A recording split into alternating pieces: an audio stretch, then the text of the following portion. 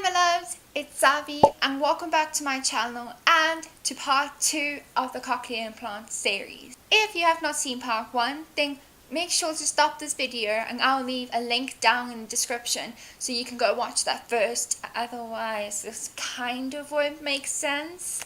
In part 2 of the Cochlear Implant series, I shall be talking about life after having cochlear implants.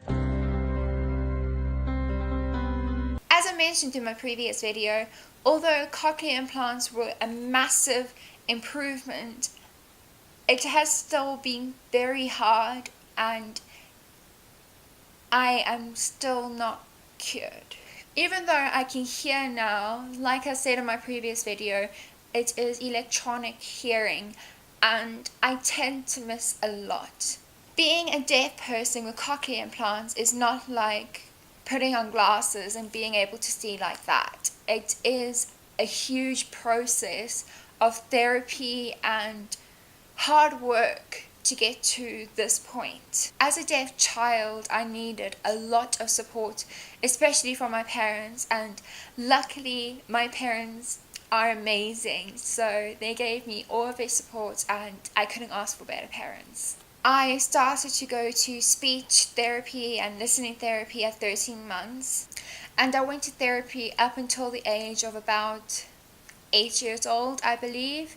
So that's 8 years of speech therapy, and I most certainly needed those 8 years to be able to talk the way I do today. Eventually therapy came to an end because the lady that was doing my therapy ended up moving, and my parents and I were confident that I was doing very well and that I didn't need it anymore. We felt that I didn't need it because I had worked so hard and I had improved immensely from the time I was 13 months to the time I was 8. My speech was incredible for a deaf child, especially one who only started hearing in the one ear at 3.5, because the first 3 years of a child's life are so important, especially for listening development and language development and all of those things, and I obviously missed out that critical period and I never developed during those 3 years, so I had to do a lot of catching up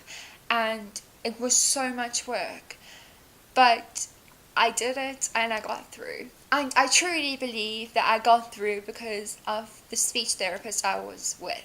She was the most amazing, passionate and phenomenal woman, and I don't know what we would have done without her. So thank you so much, Claire. I really do appreciate everything you did for me because you honestly went above and beyond, and I'm so very thankful for you. When I was at school, I would see Claire twice a week, and she would help me with not only speech therapy, but she would help me with my English and even my maths at times. So honestly, it was a huge help. Claire was also amazing because she just supported me through everything, and she helped me cope with the bullying that was going on, and she really made my life so much easier and possible, if that makes sense. She really made everything possible for me. So honestly, she's amazing, guys. Without Claire and my family's support, I would have never gotten to where I am today. Even to this day, I still can't distinguish certain sounds, and that's just the way it is, and I'm perfectly okay with that. Despite all the negatives and everything, ultimately, cochlear implants was the best decision for me. Some people don't want cochlear implants, and that's completely okay. That is up to that person and what is comfortable for them, and I completely understand and respect any decision, whether you choose to learn sign language or have cochlear implants, or there's nothing wrong with not having cochlear implants. But for me, it was most certainly the best decision my parents made. I wouldn't change it, even though I had such a hard time. I had depression, anxiety from a very young age because I couldn't quite understand my deafness, and I couldn't quite understand why I couldn't hear like everyone else, and I used to let it get me down a lot, and I suppose I just didn't understand it, and that's why it got to me, and I used to get so upset over it. It was very difficult when I got older to be in this social world. As a young child, I never really understood being deaf, and I never understood any of those things. I never knew that I was different.